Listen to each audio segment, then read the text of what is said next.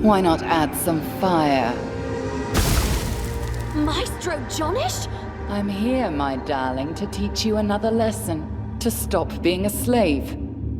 It's not enough to escape from slavery. Enough flapping your jaw, Janice. Get to business. Do you see this key? It's the only way to open your cages, but there's a problem.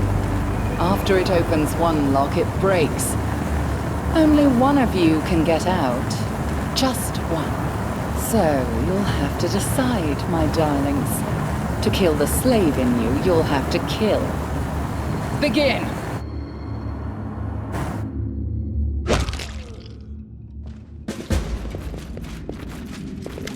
You're here! I was afraid I would never see you again. But Reg, he's dead. I woke up in a cage. I saw Reg in another one next to mine. Maestro Johnish stood near us. He pointed at the key that lay between the cages, said it could only be used once, and then he set the fire. I tried to open the cages with magic, but Reg grabbed the key and threw it to me. I yelled that I don't want to escape alone, but he didn't say anything. The flames rose and hid him from me, and then I took the key and got out. You're right, I think. Reg always knew what he was doing. He defended me as best he could, whenever he could. I will keep living, and I'll do anything I can to make his sacrifice count. I must be strong for Reg's memory, and for us. Can't believe this is happening to us. I didn't think I would be among the heroes from a legend, but here we are. I only hope this legend has a good ending. Me too. I love you. Our happiness has cost us much. Now let's prove that it wasn't all in vain. I'm just worried about you. And I'm sad about Lindsay. It feels better to think that she stayed with us no matter what. But I miss some of the little things, like talking to her in the morning, when we both just crawled out of our tents, still sleepy. Lindsay, if you can hear us now, please know that I miss you terribly, you little chatterbox. But let's look ahead for the moment. I don't wish to distract you with my worries. I'm ready for battle like never before. Like never before. If I need to defeat a deity to save you from a curse, then I'll do it. Did I tell you I don't like dying? Well, I don't. Perhaps we should stop this pointless exercise and speak seriously?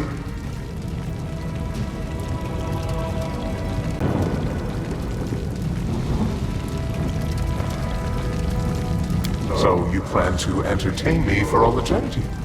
Or do you think you can still outplay me, trespasser? Pretty words, eldest. Save them for our next encounter. You pretend to laugh, but I see how shamed you are. What a deep wound you've suffered this day. It won't be the last, believe me. We've come a long way together. First as enemies, then as allies. I mark you with my gift. A bond to the first world. Eternal youth and immortality. We are the cursed king and queen, each in their own kingdoms, their own world, but henceforth inextricably entwined. Eternity awaits, and possibly eternal war with a deceitful deity. But so what? It is our eternity, and perhaps in the end, we will rule not kingdoms, but whole worlds.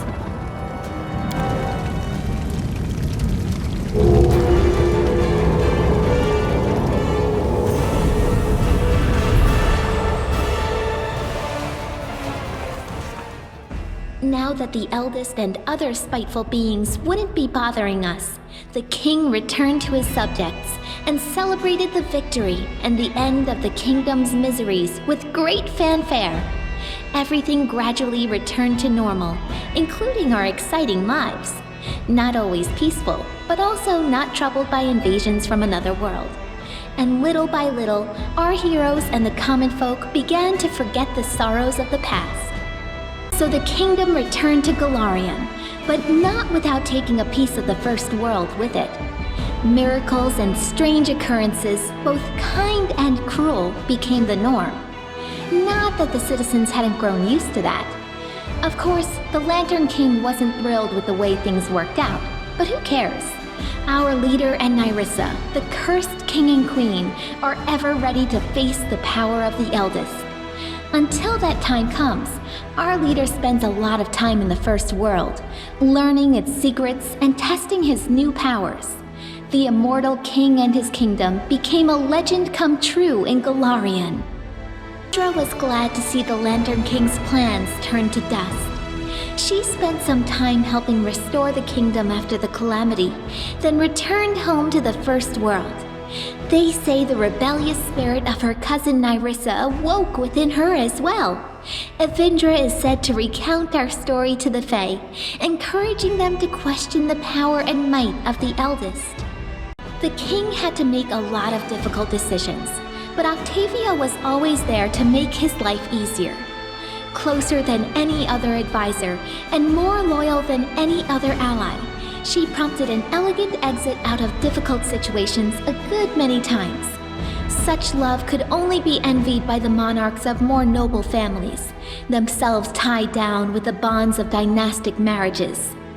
Their wedding was legendary. Octavia became a real queen.